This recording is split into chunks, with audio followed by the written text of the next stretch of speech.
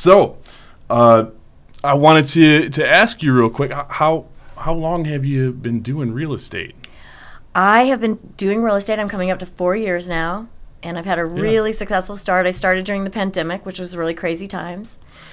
I started right after that real rush when all new agents were having 30 deals. I started right after that. Oh, yeah. Right after the good part. Right after the good part. Yeah. But I felt really thankful for that because it really gave me some time to really learn what I was doing, and I didn't have that kind of false sense of security where I was going to have deals coming out the walls and then all of a sudden I didn't, and I didn't really know what to do. So gave me a chance to get a lot of coaching in and really learn what I was doing, get my feet solidly planted on the ground, good foundation for my business. Absolutely. I've always been told that struggle builds character, but sometimes it's nice to enjoy that easy market. Yeah, it would have actually been nice. I'd like to come back right now that I feel like I could handle that. And yeah, but what's good is you had to do a lot of groundwork to lay your foundation down, and now it can only get better from this point, we hope. So speaking of that, since you're in the industry, how do you foresee the 2025 market looking during the summer? Wow, it's really hard to say. I was really thinking that it was going to start amping up in the spring, and I'm not really seeing a lot of sellers stepping forward yet with properties. There's still I really concentrate in that Northwest Suburban Chicago area, Wheeling Township, Buffalo Grove, Palatine, Arlington Heights, Wheeling area, and even branching out from there. And there's very few properties on the market up there in maybe a little higher price points. Mm-hmm. Very few things under $50,000, which is a little disheartening. But you know what? People need to buy and sell houses, and so they still do. And so real estate keeps going on. Right. So do you see a lot of downsizing or people moving into condos, or is it estate sales, things like that? I want to say right sizing, because I'm seeing people both moving down and moving up. So I've recently sold a couple different condos for clients who then subsequently bought a home because they had young children, so they're actually moving up. I have older clients who have children who have now gone to college and are maybe not coming back home, and are now looking at smaller things, maybe single properties, family properties, or even going into condos or townhomes themselves, so they don't have to do that outside maintenance. Okay, that's awesome. Can you tell us a little bit about your seller's 6-point 100% satisfaction guarantee? Ooh, absolutely. I like to offer guarantees, but I like to put a little substance behind my guarantees. So all of my guarantees have money attached to them. That's pretty motivational for me. Money is very motivating. Yeah, so it's anybody can tell you, I'm guaranteeing I'm going to do this, and if they don't do it, what's going to happen, right? Mm-hmm. I'm going to give you money. So I have my little cheat sheet here. I have a communication guarantee. So one of the things that I found, and we can talk about this later too, is that one of the biggest complaints that clients have is that they can't reach their agent, mm-hmm. or their agent ghosts them, or they don't get back to them in a timely fashion. And so I guarantee that I will get back to you within 24 hours after you reach out to me. Now, honestly, that's usually hours, sometimes minutes. I do not work 24 hours. And I do have, some boundaries. And we do need to sleep. We do need to sleep. But I do tell my clients that they are free to text me anytime, day or night. Mm-hmm. Because sometimes you wake up in the middle of the night and you have a pressing concern and it's keeping you from being able to sleep. So you can just text it off to me, go back to sleep, and I will get back to you in the morning. So totally understand. I get emails at 1 or 2 o'clock in the morning all the time from my clients, and I just don't ask questions. I reply first thing in the morning and go from there. Yeah, they just need to get it off their chest, right? And get it out of their mind so they can actually get some rest. Exactly. I also have an honest promises guarantee. That means if I tell you I'm going to do something, I'm going to do it. Okay. And if I don't, I give you money back when you close.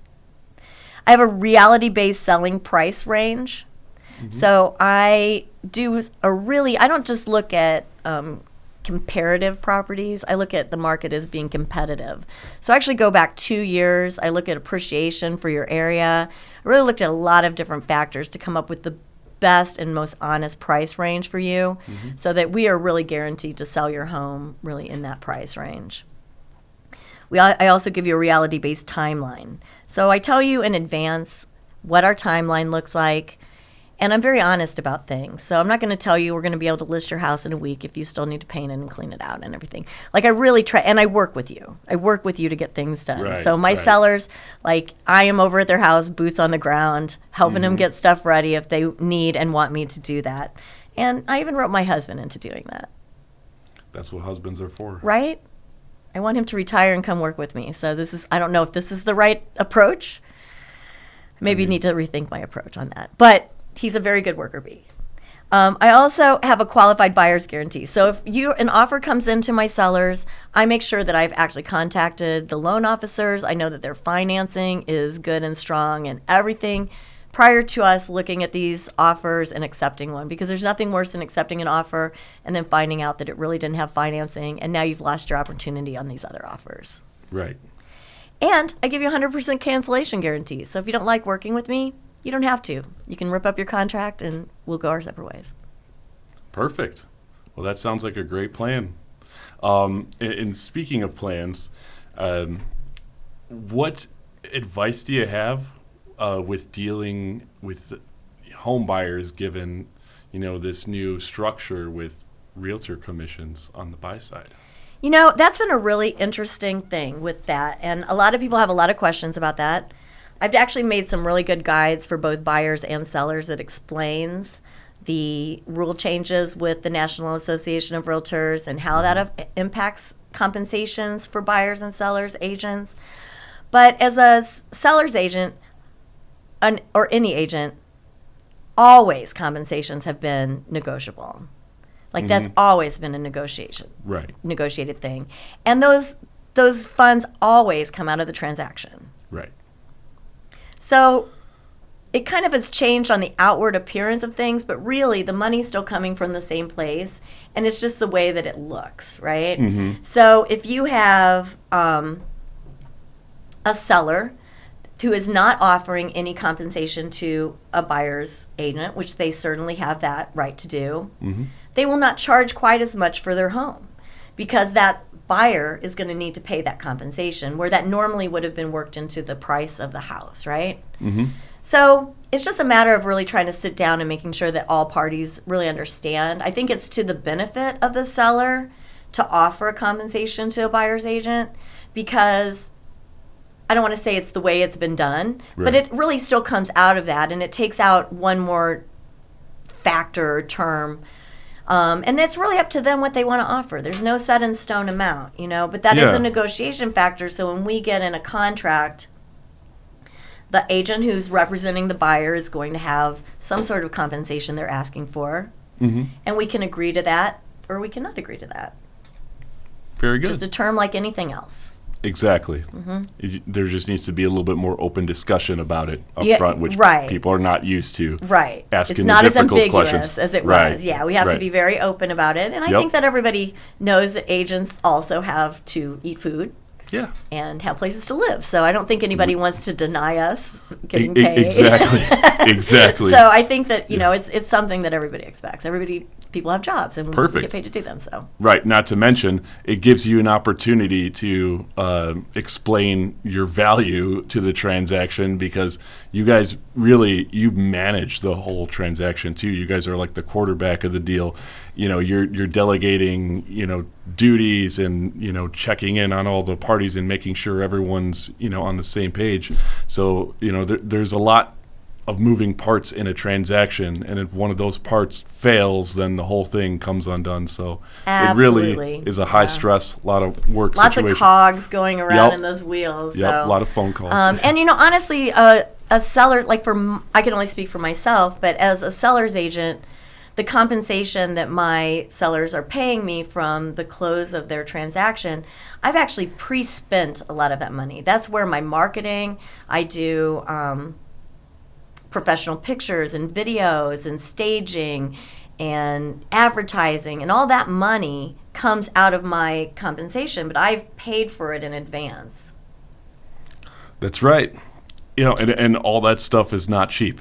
Right, it's not cheap, right. yeah. And so if you're doing a really good job with your marketing, Right. you put some money out on that, and I'm just kind of carrying that until the house sells. Exactly. Yeah, I'm not exactly. asking my sellers to pay for their advertising or anything at the beginning. It just comes out of that end. Yeah. And speaking of, all those moving parts and, things that need to be done for a successful transaction, whether it being a purchase or a sell of a property, you definitely need to have a big book of referral partners to work with you to get stuff done. And can you tell us a little bit about the networking group that you and I are both part of? I love my networking group so much. I had actually been going to other networking groups as a sub for other agents, and I really saw the benefit of having a networking group, and I realized that agents have to start a networking group. So I started this Am Spirit group with the idea that I wanted to build a network of people that I could refer my clients out to, that I knew were going to treat my clients with the level of care and respect that I do, and that I knew that my transactions were going to be handled, like when we talked about those moving cogs. So in our networking group, I have you, Adam, whose title, which I know that you've got my back, and you're going to make sure that everything is running smoothly from that end, which is so important. Absolutely. People don't even understand what title does. Nope. They just think that, we take some money at the closing table, and, they don't know anything else about what we do. It's just like, what is this fee for? Yeah, we're those guys. But we actually do. There's a lot of stuff that happens, Yeah, to be behind the honest, scenes. I wanted to interview you, but you told me no, you're interviewing me. You So. can definitely ask me a question if you want. But I think we should talk a little bit about that. But and then I have our real estate attorney. I know that and I have a really great lending team on our. We have insurance people. We just have a really great group of people that I know I can rely on. I can text any of you guys in the middle of the night. Maybe you won't respond to me until the next morning. No. If I'm awake, I'm responding. You're responding. I mean, that's the great thing, is that I can reach out to any of you guys at any time. And I know that my clients can reach out to you, and you're going to answer questions. You're going to show them respect and care. And I think that's just so important today. Right. It's super important to surround yourself with a solid team and, people you just work well with, people that, you could are your friends. That way it's not a big deal to, give that, once in a while emergency midnight phone call, right, and you can really even forgive something. them if they haven't given you food and drink at a podcast. It's Right. called Eat and Drink Real Estate. So, what do you like about the Northwest suburb area that you focus on? That Arlington Heights, Wheeling, Barrington area? I love that area so much. Now, I lived for many years in Wooddale, so I know that western area too, and I really like it as well. But that northwest suburban area is kind of like having a lot of the amenities of being in the city without actually being in the city. But if you want to be in the city, you can be in the city in a half hour on a train. Exactly. You can jump on, and really even the highway drive isn't that bad, but you can definitely jump on the train, get into the city really easy. But like downtown Arlington Heights has so many great food and bars and it's got a lot. The Metropolis is down there. There's live music that's amazing. There's just so many things. And now that they have that Arlington Heights al fresco area in the downtown that's blocked off, I love spending time there in the summer. Palatine has a really amazing downtown area where they have a lot of restaurants and really good nightlife. Dirty Nellies is there, so if you want to see live music. There's just a lot of opportunities out here that can give you enjoyment. You have shopping, you have fun, you can shop in Woodfield. There's all kinds of shopping, right? So you basically have that city vibe, but you're able to park your car. And you're able to have a car. Yeah, exactly. Like, True. True. So yeah, it's not as walkable if you come down from the city. Right. There's that. But the great thing is if you are a walker and you want to walk, we have these amazing forest preserves all over out here. So you have a chance to get out in green space. You can bike, you can ride, you can, there's so many different ways that you can exercise, fish, boat, so many things. So I just love being out in the northwest suburbs. Awesome. No, it sounds like a fantastic area. Let's see. Maybe I'll ask a question to you. Oh, well. Oh. I don't know if you can do that. I don't think it's allowed. So not allowed. Yeah. Yeah, you can ask me a question. Yeah, I was just trying to think of. Well, we were talking about people not really understanding what title service does, and so the sellers choose title service. That's correct. And so title is working, but the buyers also they have an interaction with title. Like you have to clear their title. Right. What does that mean? Okay. Clearing a title. So I'm just gonna give you the basic rundown of what title is and why we have it and who gets it, all that stuff. Why the buyer gets charged fees and why the seller gets charged fees. So here's the short version, the simplified version. So per the contract, it says seller has to provide the buyer with clear title, and that's why the seller normally, and I say normally because there are certain exceptions, but they normally order title, and that would be done via an attorney. And what we're doing is that we are ensuring that nothing from the point, but nothing from prior to the buyer purchasing that house is going to affect them. So any kind of liens or judgments on the property, any kind of issues with probates and stuff like that, nothing from the past is going to come and affect that buyer. Because let's say there was an heir that was unaccounted for on that property, and somebody comes up and buys the house. Well, that heir still is entitled to whatever portion of that property that they were entitled to, if it wasn't probated properly and that kind of thing. Or, it could be something like a mechanics lien where the seller could have built a new deck and didn't pay off the contractor. They have about 90 days typically to file a lien at the county office, and that could be done after the purchaser already bought the new house. So it doesn't matter who owns it. It's attached to the property as a lien. So now the buyer's on the hook for it. But with a title policy, we prevent that from happening, first off, by doing research prior to and making sure we have receipts and all that stuff, everything that is accounted for. But if for some odd reason something does pop up, that buyer's title policy will cover it. So it's not something like, a tree fell on my house, will you guys, cover my new roof? No, we're not that kind of insurance. Yeah, there's an insurance for that. I've never seen this happen, but yeah. When you said the 90 days, now let's say someone purchases a property and they're flipping it. Mm-hmm. So they have contractors come in, maybe they have a contractor they didn't pay, and they sell that property. That contractor could still come back. Absolutely. Right? Yeah. But then the new buyer is protected. Right. But here's what we do behind the scenes to prevent that from happening. Because we deal with flippers all the time, and people, like most people, do work to their home when they buy it, right? And most people don't leave it how it as it sits. Everyone's going to do their improvements. So let's say someone went through and rehabbed it a little bit. We're going to ask for receipts and lien waivers from all the contractors that touched it. Oh, okay. So right? You actually get a waiver from the contractor. Exactly. Saying that they are. Yeah, and receipts to show everything's been paid for and nothing is owed to anyone. So we do that research and all that due diligence prior to the closing to make sure that there is no issue. Wow, in the future. That really is insuring for the buyers and the Right. sellers. Like you would Right. hate to have something pop up like that at the end that you didn't know about. Exactly. That kills your sale or. Exactly, and not to mention, you have an attorney working with it. If it's the biggest transaction of your life, it's probably best to have a legal expert on your side. I'd think,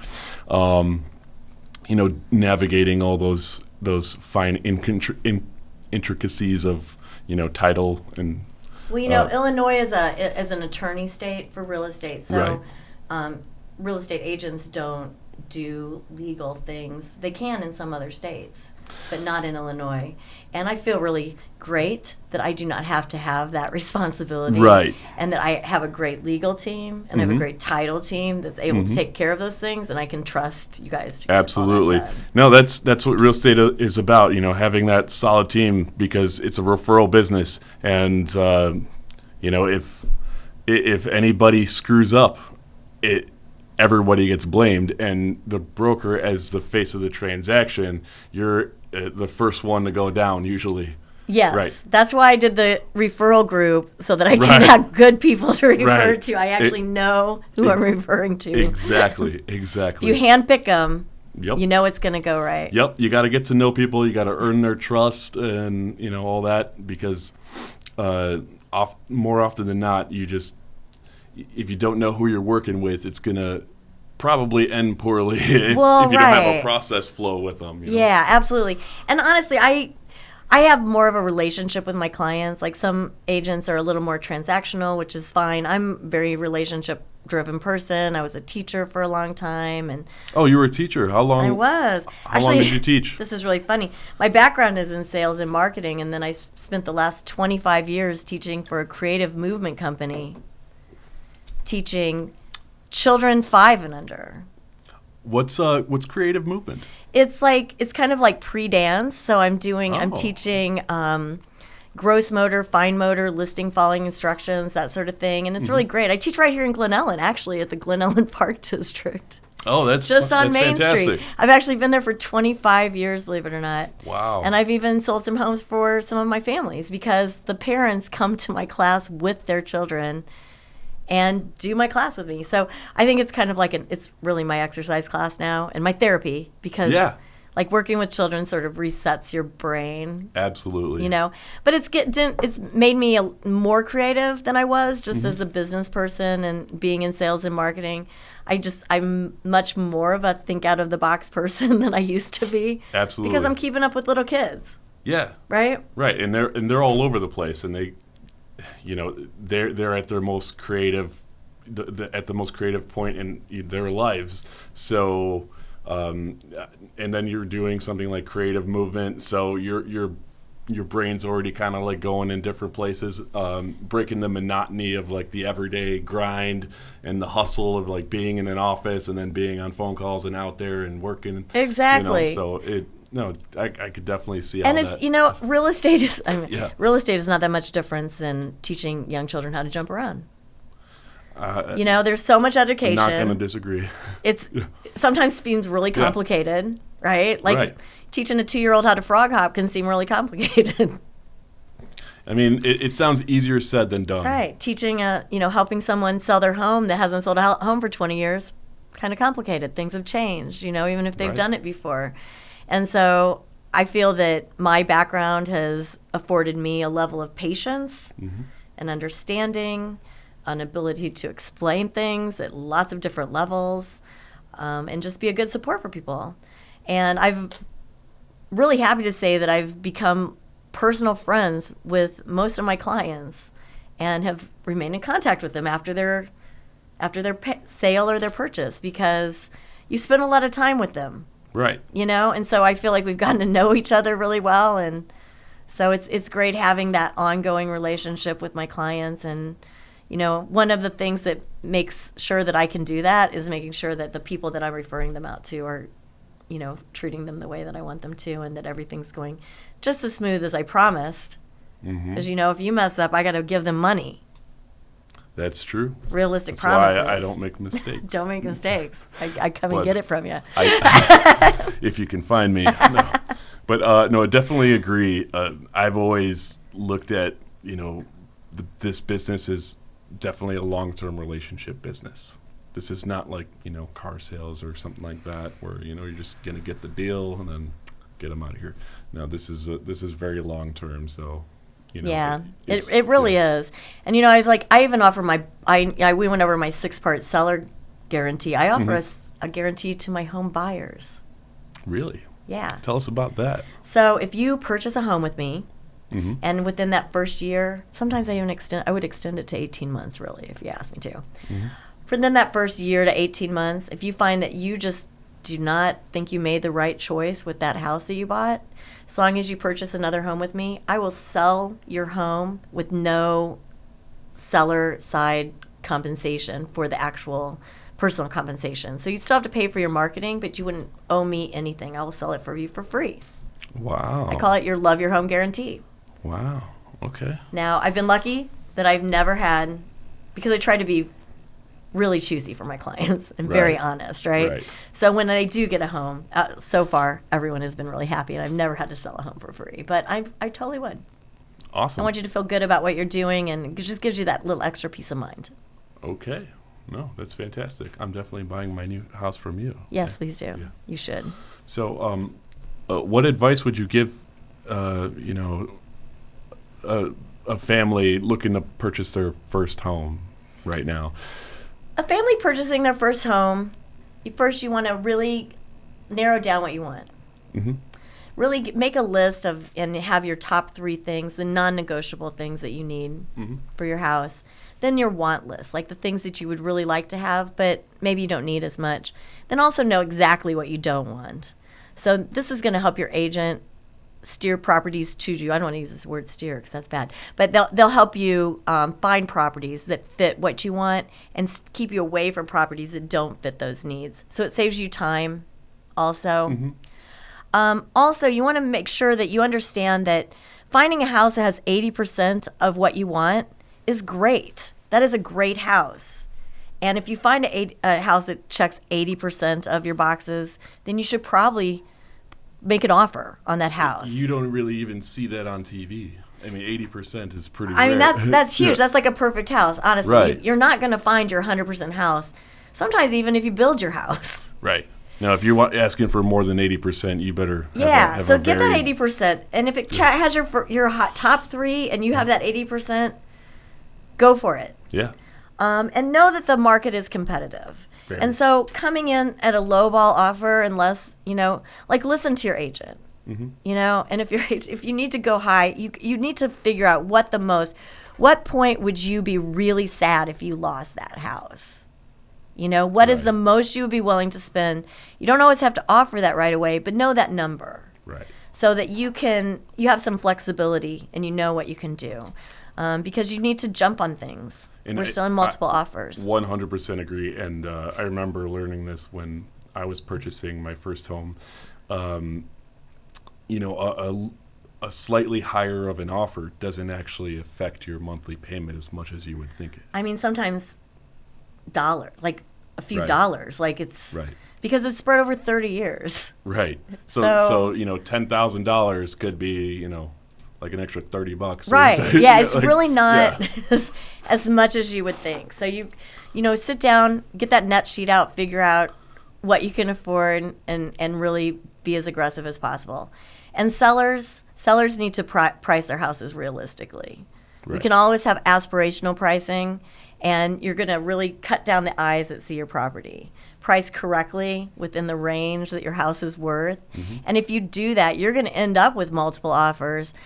I've only had one house ever sell for under list, and it was because my clients were trying to be a little aspirational. They knew it. Yeah.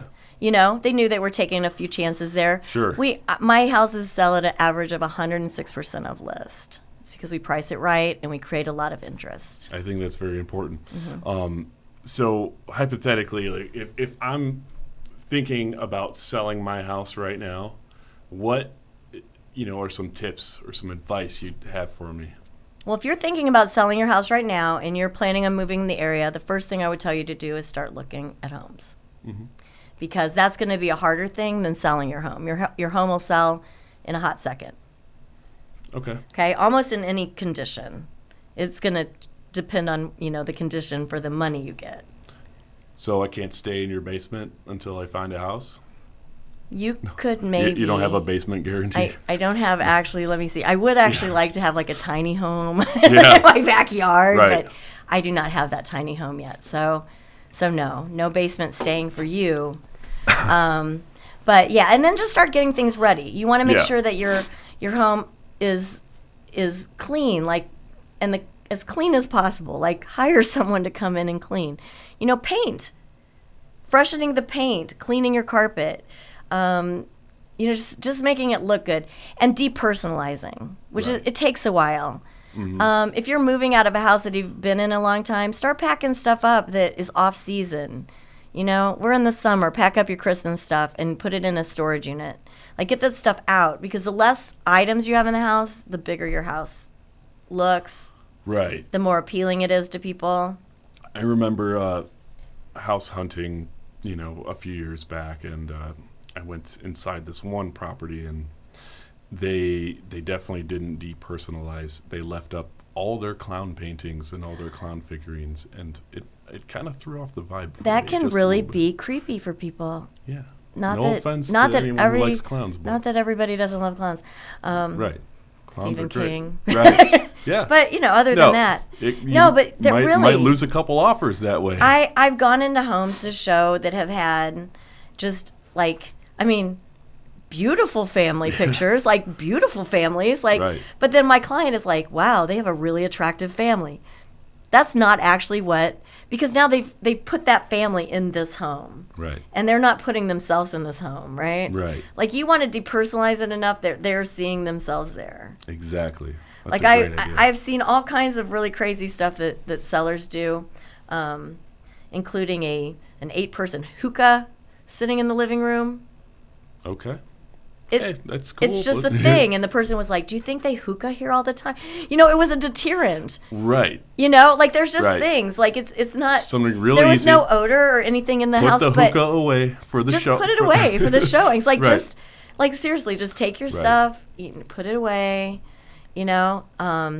take religious stuff, just put it away. Anything controversial, just. You know what I'm talking about. Stick it away. Yep. Clearly, if a drawer is fine, an agent should be walking through the house with them, and so they shouldn't be getting in any of your personal space.